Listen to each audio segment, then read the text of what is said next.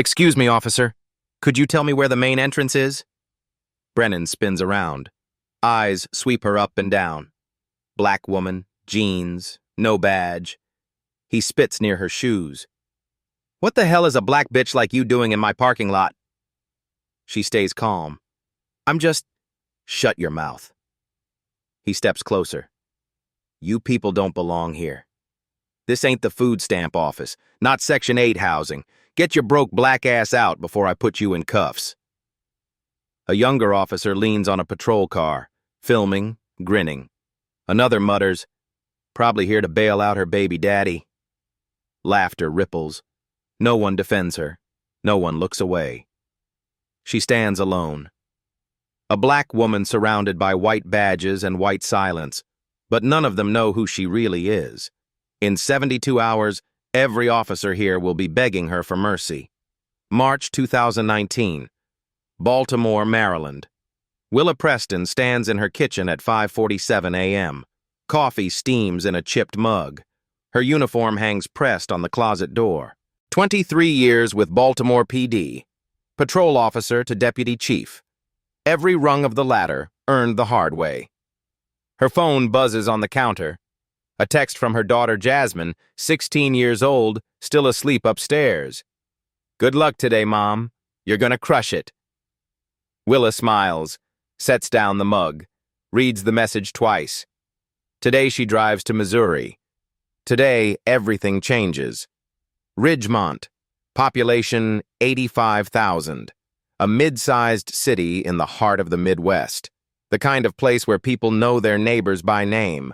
Where Friday nights mean high school football and church parking lots overflow on Sunday mornings. Where the police department has been broken for 12 years and nobody with power has cared enough to fix it. The numbers tell the story. 46 excessive force complaints since 2008. Exposed disparity in traffic stops that made state news. 3 police chiefs in 4 years. 1 fired for covering up misconduct. 2 resigned under pressure. Internal affairs investigations that go nowhere. Personnel files that disappear when questions get asked. The Missouri State Police Board made Willa an offer in January. A phone call on a Tuesday afternoon. Come fix what we can't. Start fresh. Build something new from the inside. She said yes before the call ended. Not for the title. Not for the salary bump. Not for the corner office with the view of downtown. For the chance to prove that change is possible when the right person refuses to look away. Her ex-husband called it a suicide mission. Too many enemies, too much history, too many people invested in keeping things exactly as they are. Her mother called it noble, but worried about her safety. Jasmine called it the most mom thing ever, and meant it as a compliment. Willa calls it unfinished business. She remembers 1998. Fresh out of the academy, 24 years old with a pressed uniform and unshakable idealism. She believed the badge meant something sacred. She believed the system worked because good people made it work. Then she watched a fellow officer slam a teenager into a patrol car for talking back. The boy was 14. He was black. He was terrified and crying. His crime was asking why he'd been stopped. Willa filed a report that same night, detailed everything she witnessed, named the officer, requested an investigation. No one believed her. The officer got promoted 6 months later. The teenager's family couldn't afford a lawyer. The report disappeared into a filing cabinet and never came out. That memory never faded. It sharpened with every passing year. The drive from Baltimore to Ridgemont takes 11 hours. Willa planned to arrive Monday morning. Badge on chest. Formal introductions in the briefing room. Press conference at noon with the mayor and city council. But something changed her mind. A phone call from a woman named Carolyn Vance, lieutenant in internal affairs. Voice quiet and careful, like someone worried about being overheard. Chief Preston, I know you haven't started yet, but there are things you should see before anyone knows you're here. Things that won't be in your briefing packet. Willa asked what kind of things. Vance paused. The silence stretched. The kind that disappear when people ask questions. So Willa leaves a day early, packs light, drives through the night, arrives in Ridgemont on Sunday evening instead of Monday morning. No uniform, no announcement, no fanfare. Just jeans, a blazer, and a government-issued sedan with state plates. She wants to see the department before the department sees her. The city limits sign appears at 6:31 p.m. Welcome to Ridgemont, pride of the heartland. The sun hangs low and orange. Streets are quiet for a Sunday evening. She passes a diner with a neon open sign, a hardware store with American flags in the window, a Baptist church with a full parking lot. 15 minutes later, she pulls into the police station lot. The building she'll command starting tomorrow. She doesn't know that tomorrow will come early. 6:52 p.m. The sun drops behind the station like a closing door. Willa steps out of her sedan, stretches her back after 11 hours of highway. The parking lot smells like tar and motor oil and the faint sweetness of cut grass from the park across the street.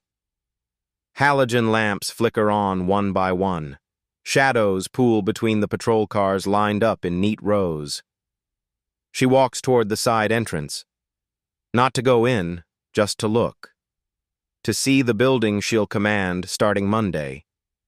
To get a feel for the place before the formal introductions and forced smiles. Footsteps behind her. Heavy boots on asphalt. Deliberate. Hey, she turns.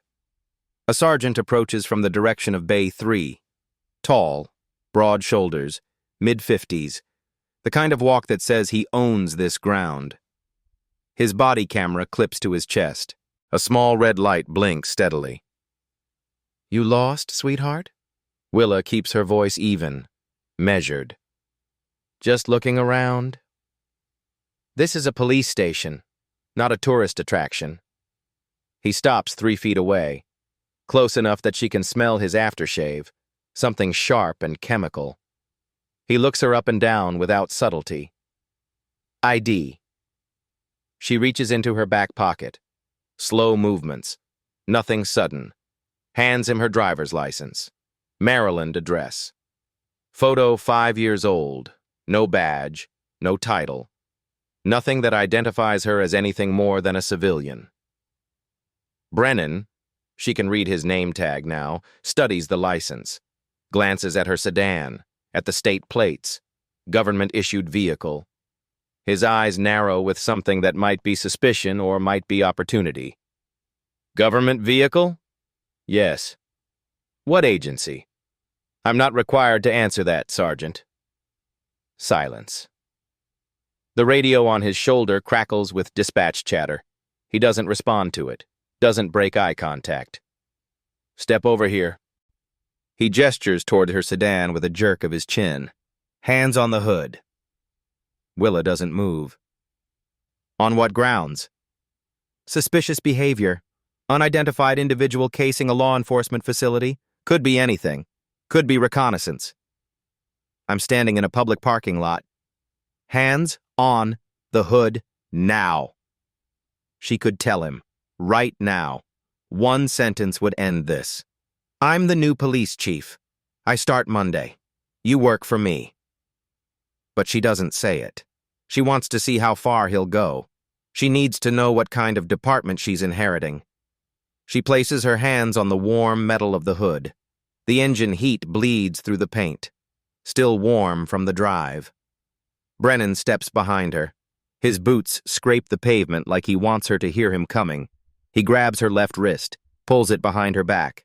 The grip is harder than necessary. Is this really necessary, Sergeant? I'll decide what's necessary. A second officer arrives, younger, late 20s, crew cut and blank expression. His name tag reads Simmons. He stands 4 feet away, hands on his belt, watching, not intervening, not questioning. Brennan pulls Willa's other arm back. The movement is rough, deliberately uncomfortable. She feels her shoulder socket strain against the angle. I know your type. His voice is low, close to her ear, almost intimate. Think you can park wherever you want.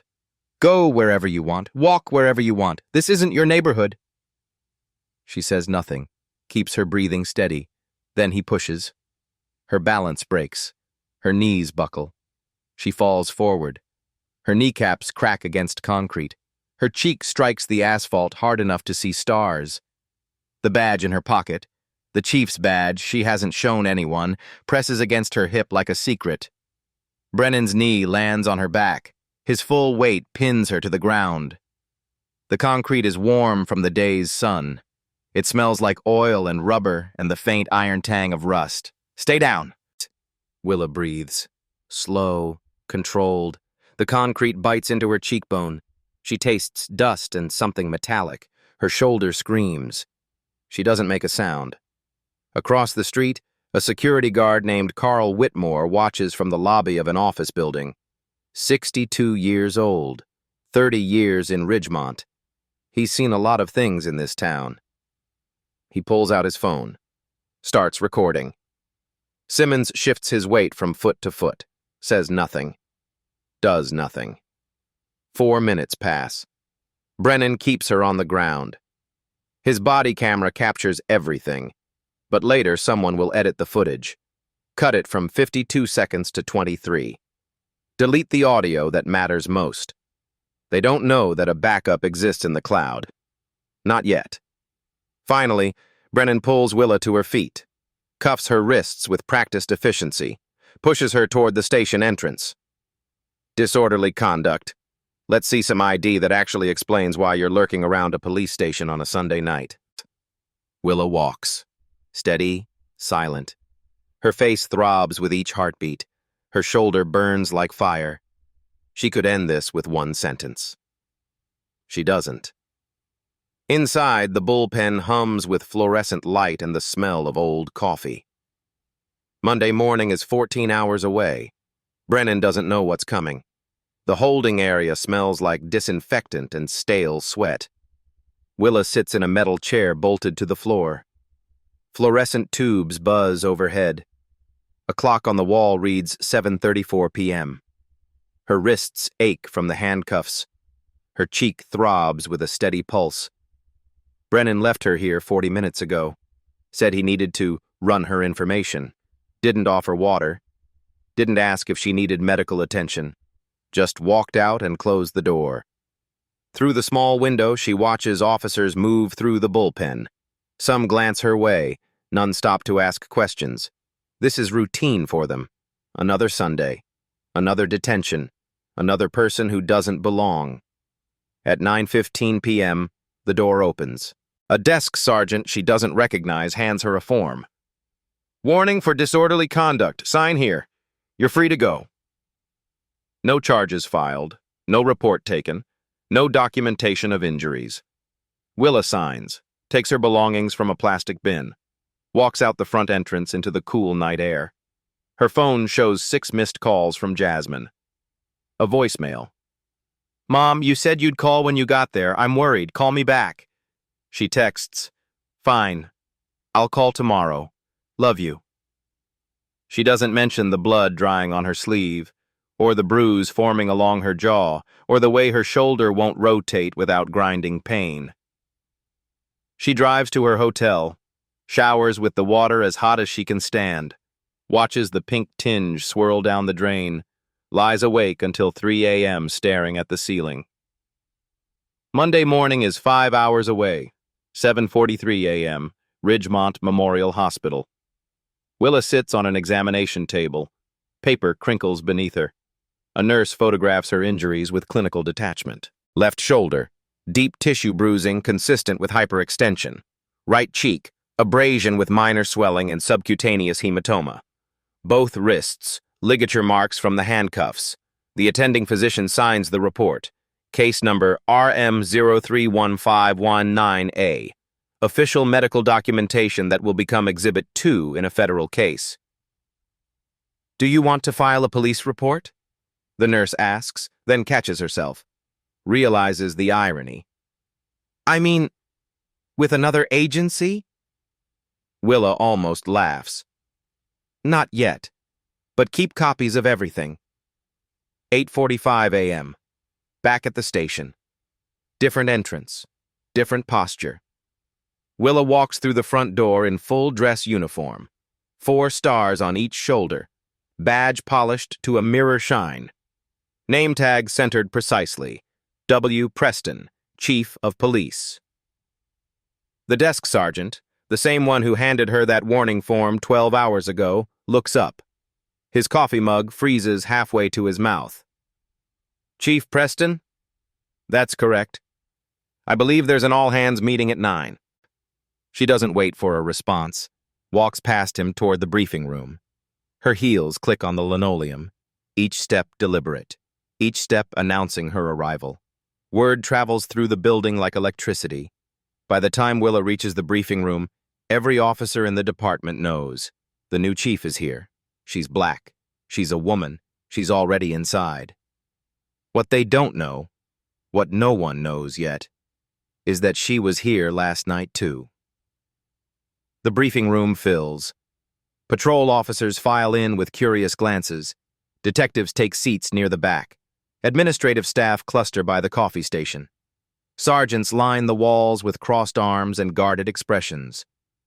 Dale Brennan stands in the corner near the emergency exit, arms folded, jaw set, the posture of a man who expects to be validated. His body camera is off now. Regulations don't require it during internal meetings. Captain Harold Webb handles introductions.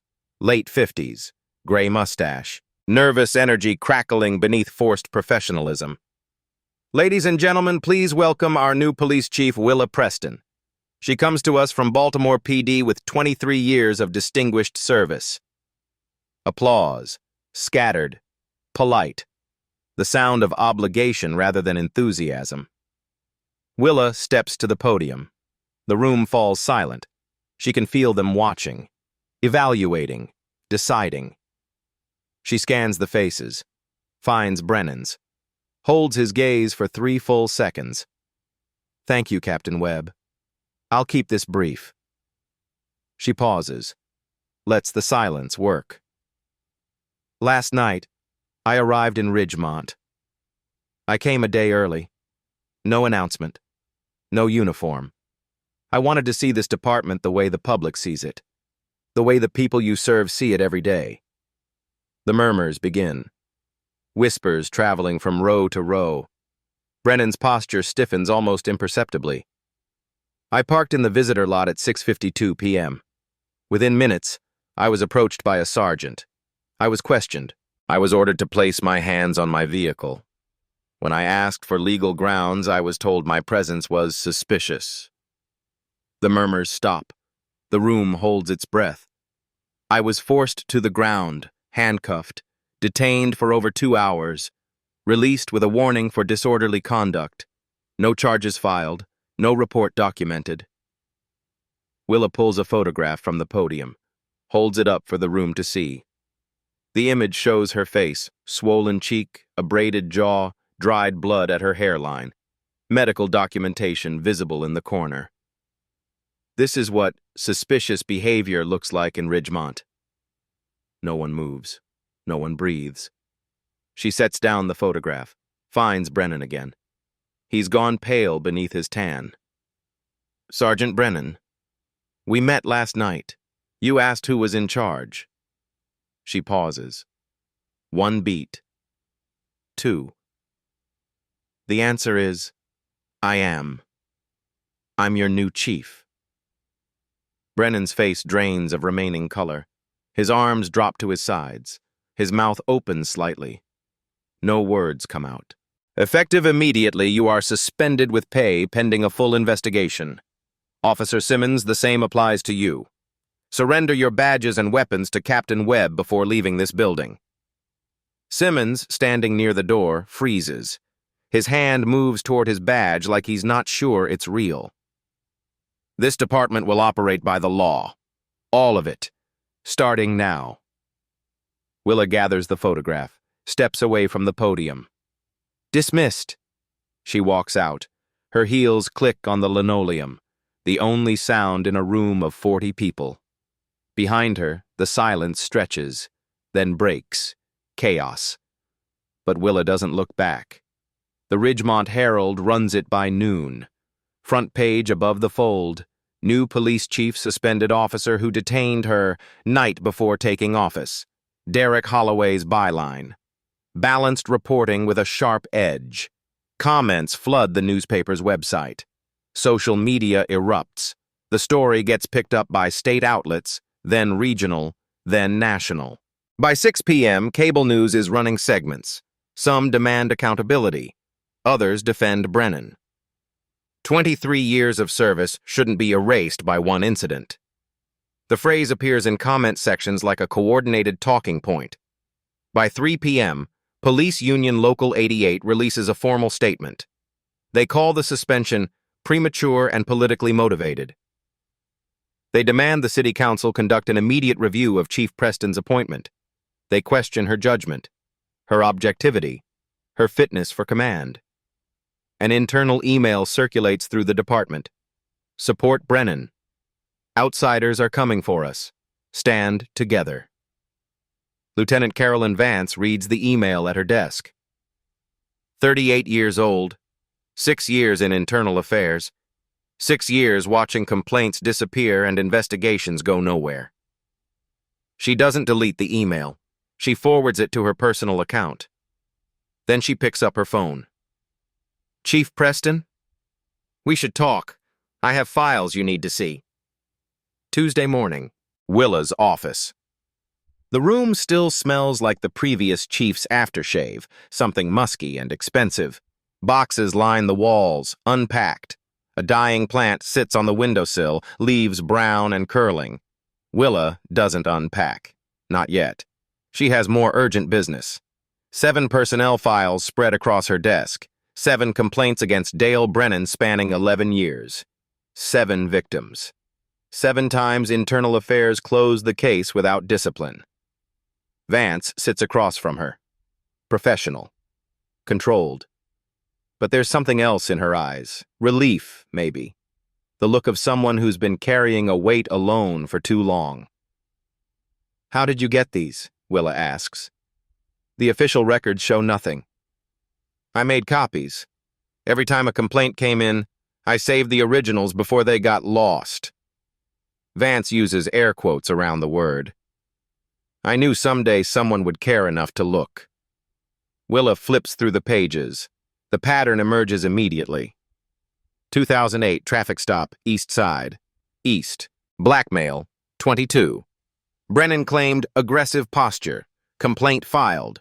Investigation closed. No action. 2011.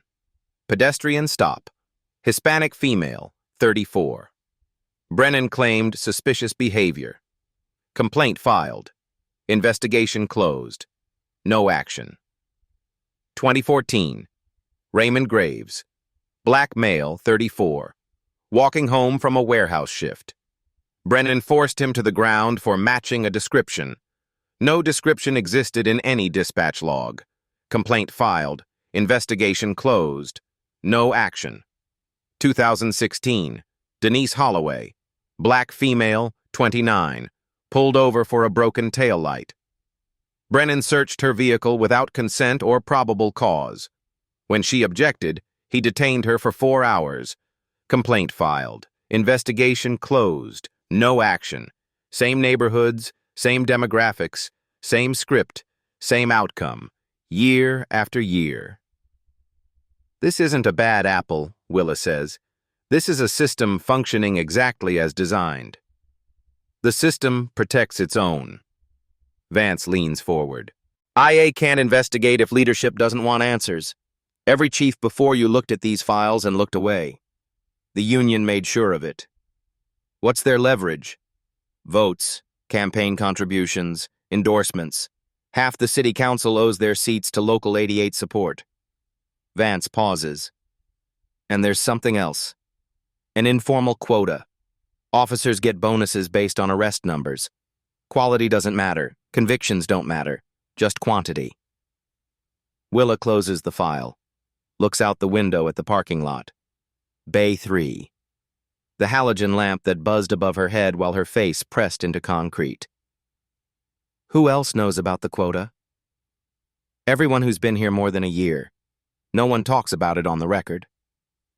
Willa nods, turns back to the files. Brennan thought Sunday night was an isolated incident, a bad decision. Wrong place, wrong time. But Willa Preston knows the truth now. She wasn't his first victim. She's going to make sure she's his last. Wednesday, day 4. The pattern spreads across Willa's conference table like a map of systematic failure. Personnel files, medical records, FOIA data, victim statements. Each document adds another thread to the web. Derek Holloway's analysis arrives by courier at 9 a.m. 12 years of data in a manila envelope, 2008 to 2019. The numbers are damning. 346 excessive force incidents documented across the department. 62% involved Black or Hispanic residents. Those groups represent 23% of Ridgemont's population. The disparity isn't ambiguous. It's not statistical noise. It's mathematical proof of selective enforcement. Willa reads the report twice. Highlights a section on page 14. Officer Dale Brennan appears in 11 documented use of force incidents, the highest individual rate in the department. 7 formal complaints filed. 0 sustained. 0 disciplinary action. She sets down the highlighter, stares at the numbers. 11 incidents. 7 complaints. 11 years. 0 consequences.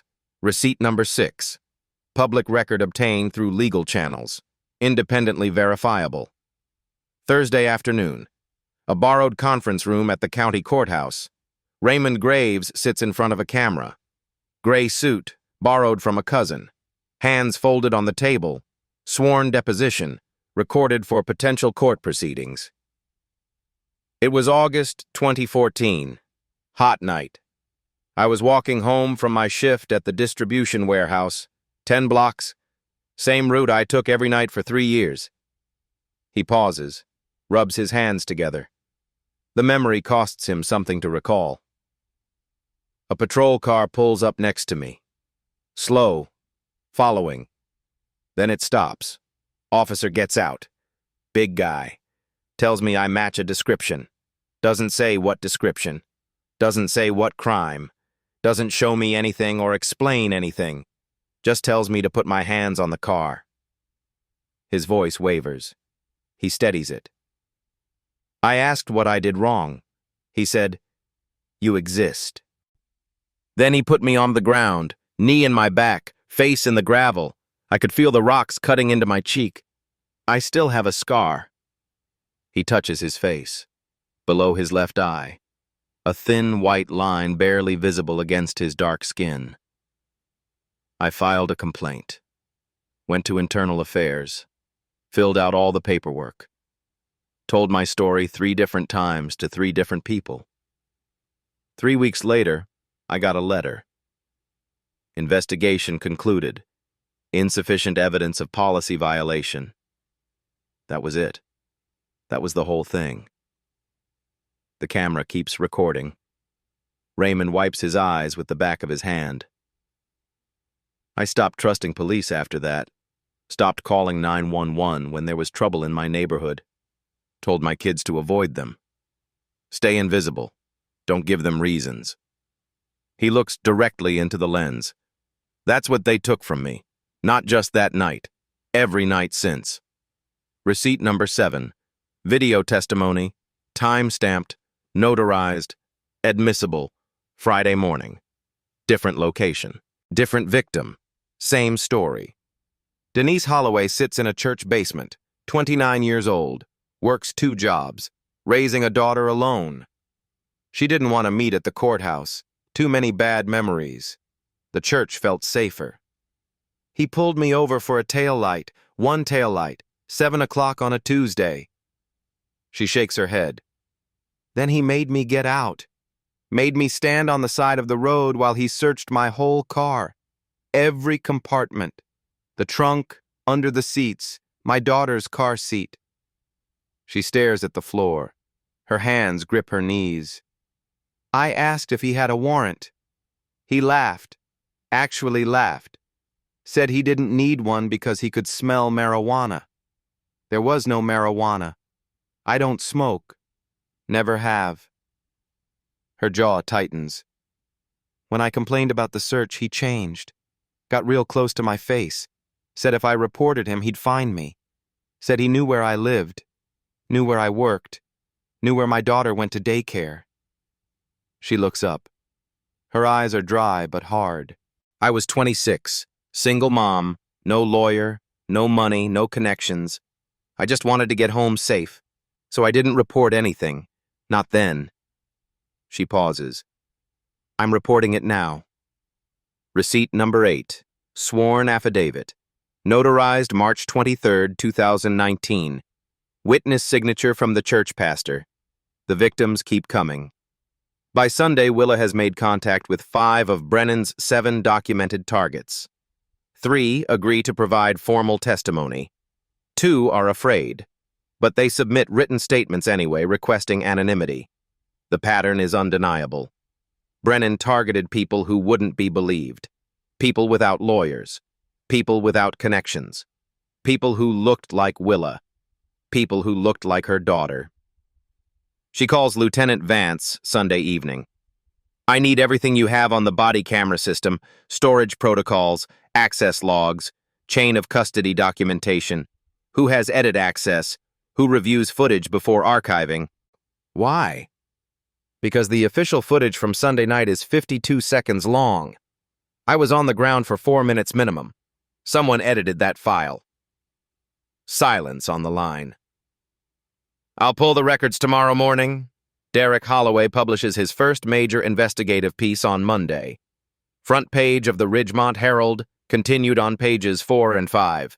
Data shows decade of disparity in Ridgemont police use of force. The article names no individuals. It doesn't need to.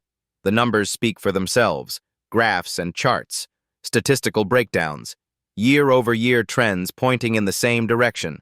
Comments explode online. Social media shares multiply exponentially. By noon, the story reaches state television news. By evening, regional outlets. By the next morning, national wire services.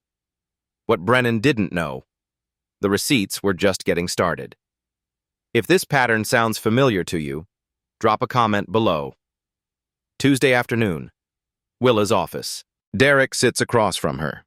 Notepad open. Digital recorder running with her permission.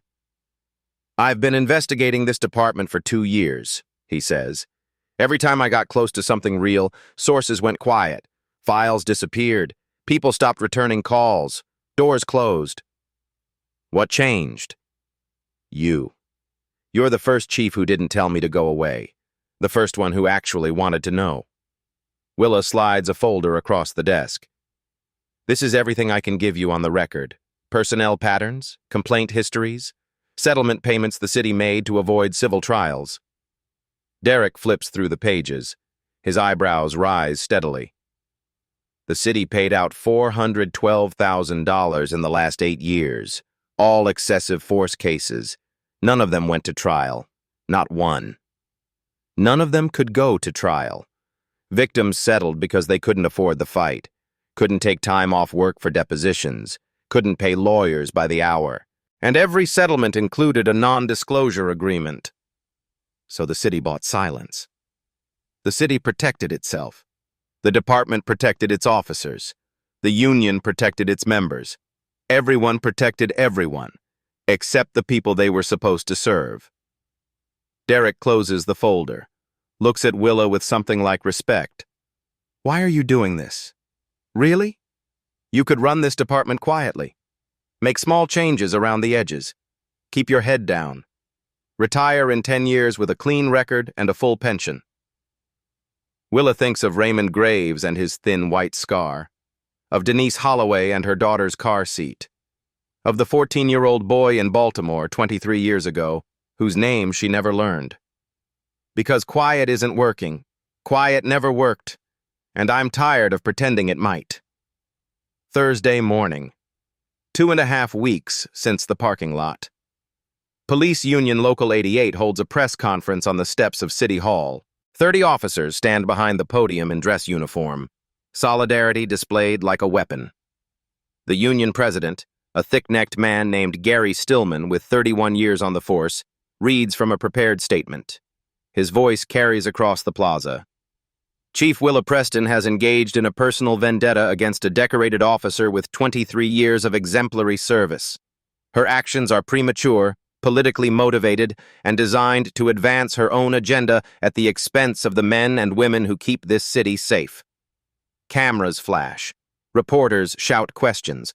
The officers behind him stand motionless.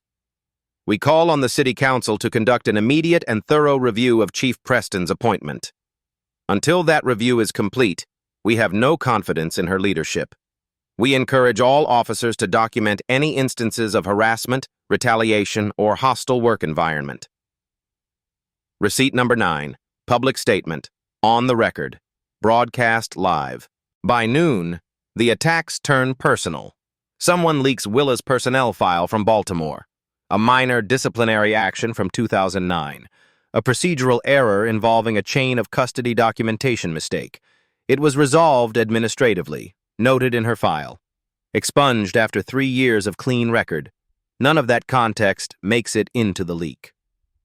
Conservative talk radio picks up the story by 2 p.m. The new Ridgemont chief has her own history of misconduct. She was disciplined in Baltimore. Why should we trust her judgment on anything? Local television news runs the story at 6. 3 minutes of coverage. They mention her disciplinary record 4 times. They mention Brennan's 7 complaints once, in a single sentence near the end. Balance, objectivity, both sides. Friday, 3:48 p.m. Willa's phone rings. The caller ID shows Jasmine's name with a heart emoji. Mom? Her daughter's voice shakes, thin and scared in a way Willa hasn't heard since Jasmine was small and had nightmares. What's wrong? Are you hurt? Someone sent me a message on Instagram from an account I don't recognize. Willa's stomach drops. What kind of message? It says... Jasmine pauses. Breathes. Willa can hear her trying not to cry. Tell your mom to back off, or we'll make sure she regrets it. There's a photo attached of our house. Our house, Mom, in Baltimore. Willa's blood goes cold. Her hand tightens on the phone. Screenshot everything. Don't respond. Don't delete anything. I'm calling the FBI right now. Mom, I'm scared. What if they... Listen to me, Jasmine. You're going to be okay. I won't let anything happen to you. I promise. She hangs up, calls the Bureau's field office in Kansas City, files a report, requests an immediate investigation. The agent on the phone is professional and sympathetic. We'll look into it, Chief Preston, but without more specific information, these threats are difficult to trace. Anonymous accounts, VPN routing, it could take weeks. My daughter is 16 years old. I understand. We'll prioritize it. But I have to be honest with you about the timeline. Receipt number 10. Threat documentation. Forwarded to federal authorities. Evidence of coordinated intimidation. That night, Willa calls Jasmine back. 11 p.m. Both of them should be asleep. Neither of them can. Maybe you should just let it go. Jasmine's voice is small, exhausted. Maybe it's not worth all this. Worth them coming after us. Willa closes her eyes, leans her head against the wall. If I let it go, they win. And they'll do it again. To someone else's daughter, someone else's mother, someone who doesn't have the power to fight back. But what if they actually hurt you? What if they hurt me? Then they hurt us. But we don't stop. We don't give them that power. Silence on the line, the sound of Jasmine breathing. I love you, Mom. I love you too, baby, more than anything in this world. Through his attorney, Sergeant Dale Brennan releases a formal statement. Sergeant Brennan followed standard protocol during the encounter in question. He had no way of knowing the individual's identity or position. He maintains that his actions were appropriate given the circumstances he observed and looks forward to full vindication through proper legal channels. He has served this community with distinction for 23 years and deserves the presumption of innocence.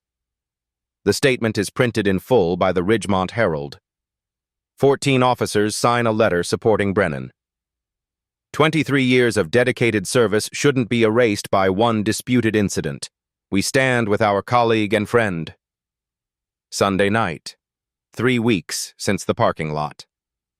Willa sits alone in her apartment. The television plays on mute, news coverage of something somewhere that isn't Ridgemont. She doesn't watch.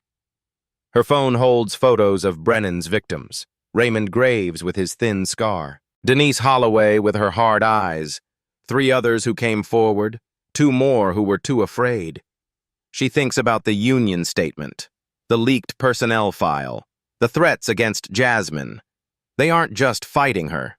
They're fighting the idea that accountability is possible, the concept that power has limits, the notion that badges don't grant immunity.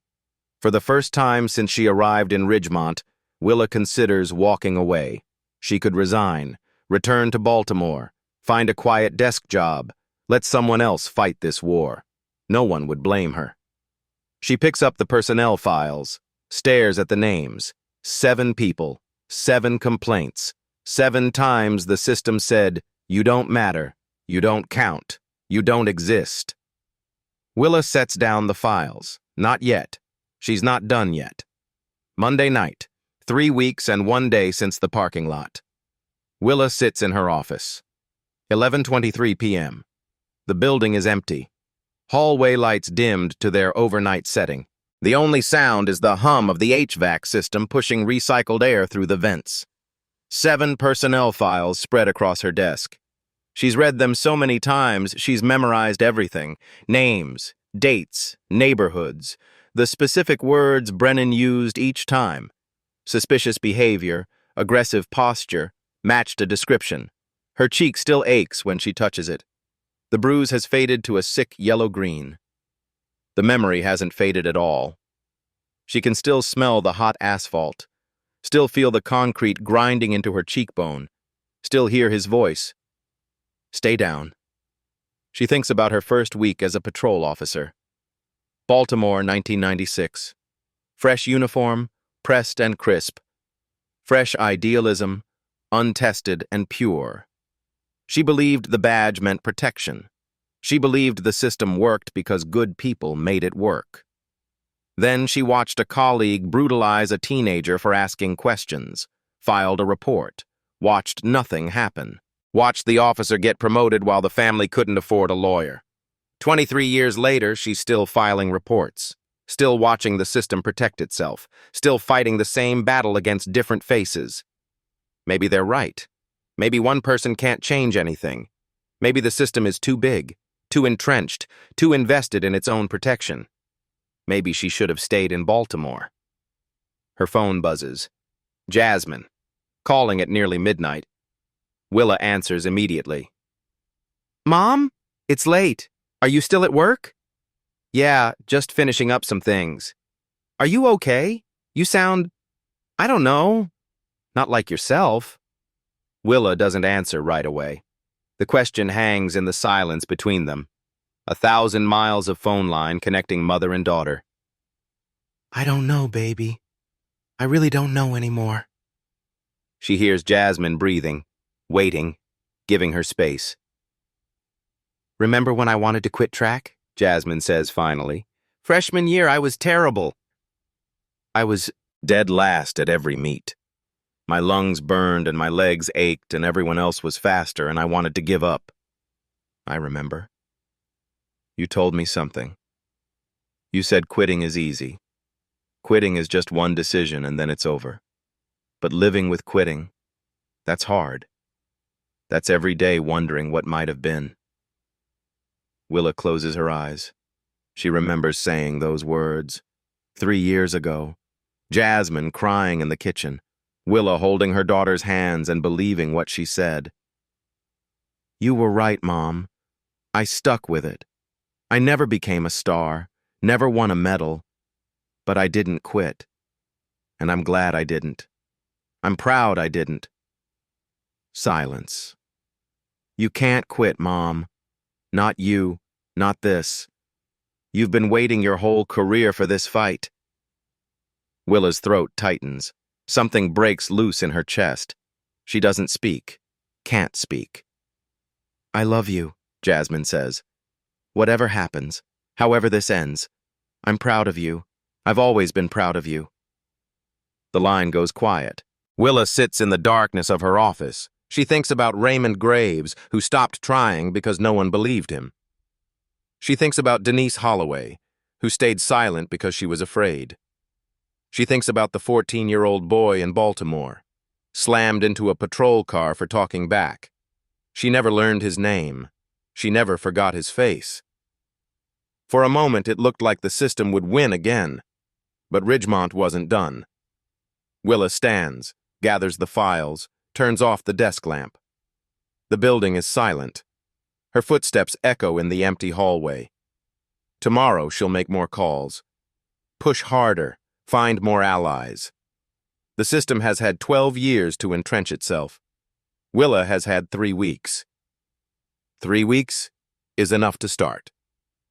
Tuesday morning. The phone rings before dawn. "Chief Preston, this is Carl Whitmore, the security guard, from the building across the street." Willa sits up in bed. 5:47 a.m. "I remember you, Mr. Whitmore. You were there that night." "I recorded what happened, on my phone. Different angle than any body camera. Shows the whole thing from start to finish." Her pulse quickens. "Why are you calling now?" "Because I saw the news. What they're saying about you. The union press conference. The threats. It's not right. None of it's right."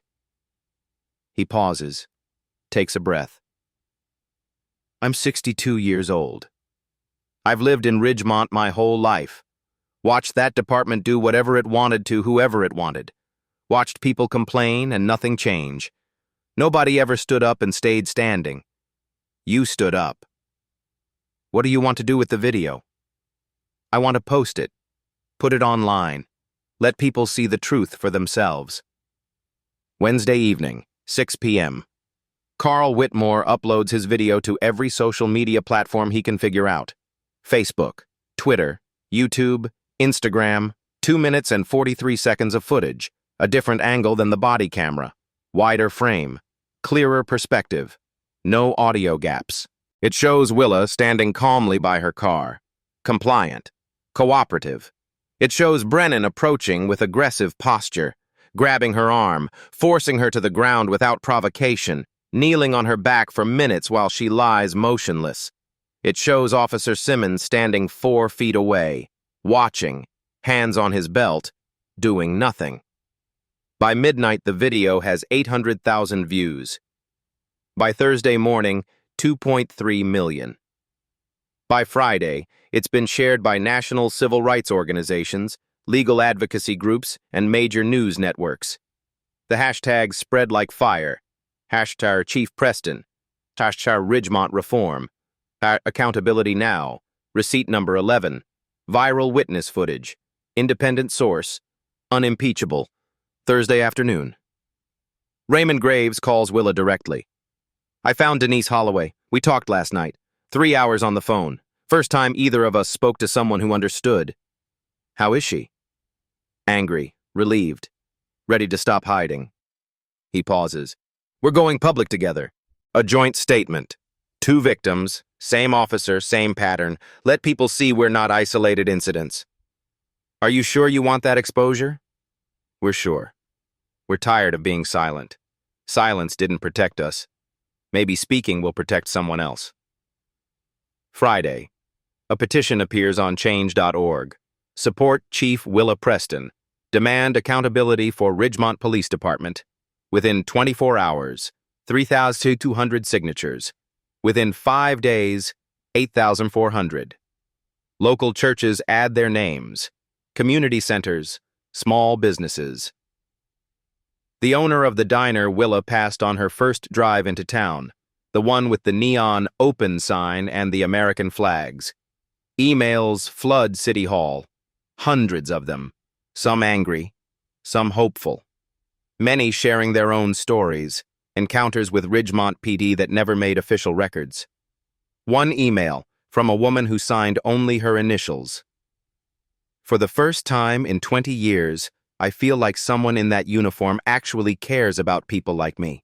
Receipt number 12, community petition, 8,400 verified signatures. Evidence of public mandate, Saturday, Willa's office. Lieutenant Vance knocks on the doorframe. The state attorney general's office called. They're convening a grand jury. They want all the footage, all the depositions, everything we have. When? 30 days from now. Willa looks out the window, the parking lot where it all started. Bay 3, the halogen lamp. Public support matters. Community pressure matters. But it's not enough to win in court.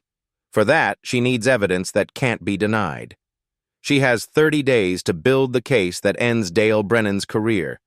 The receipts are ready. The witnesses are willing. Now it's time to finish.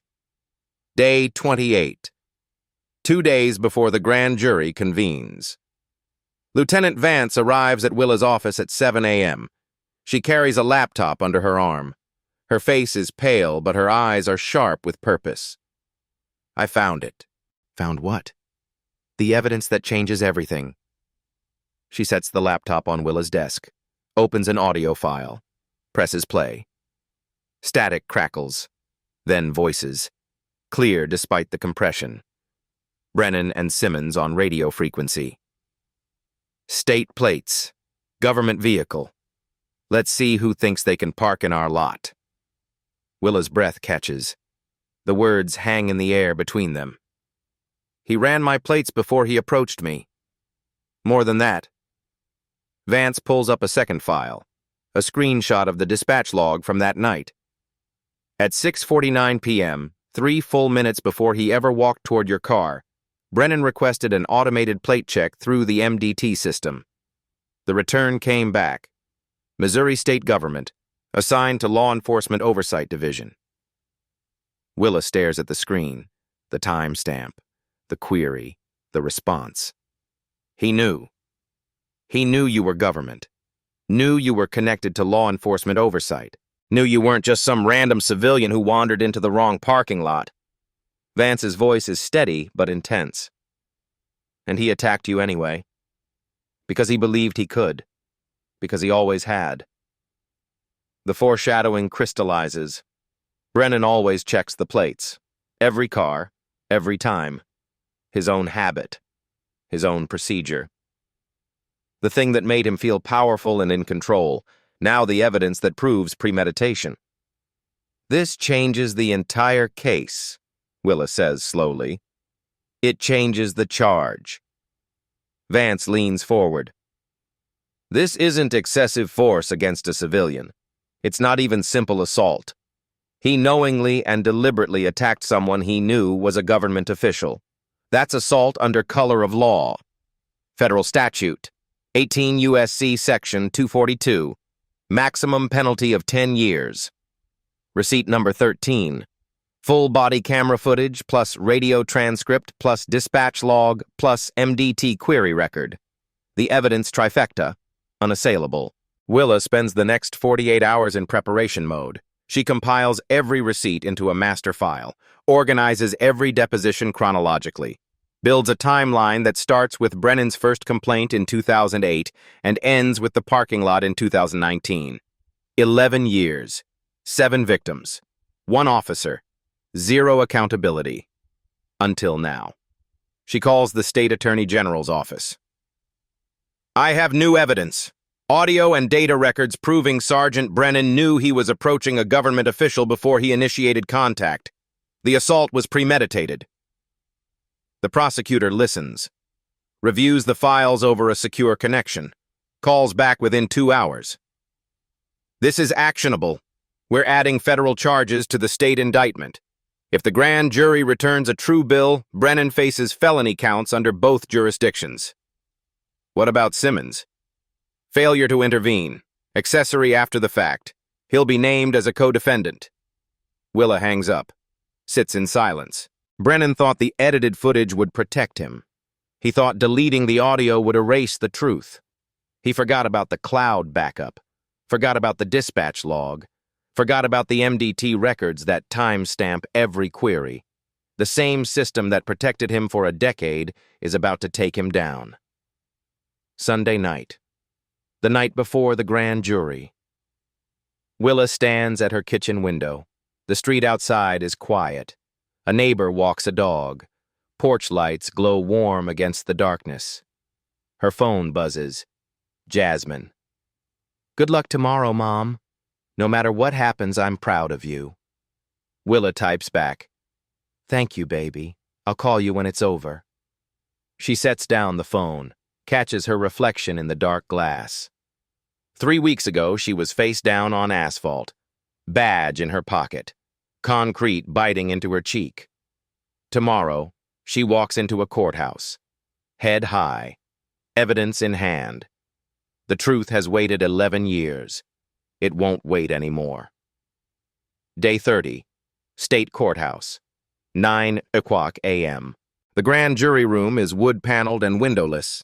18 citizens sit in tiered rows, faces neutral, attentive. A court reporter types silently in the corner. The seal of Missouri hangs above the judge's bench, scales of justice balanced in bronze. Willa doesn't testify. She's the victim and the complainant, but today, the evidence speaks for itself. The prosecutor begins with the body camera footage, unedited, full audio, all 4 minutes and 12 seconds. The jury watches in absolute silence. Brennan's voice fills the room, clear and unmistakable. You lost, sweetheart? I know your type. Stay down. The footage shows everything.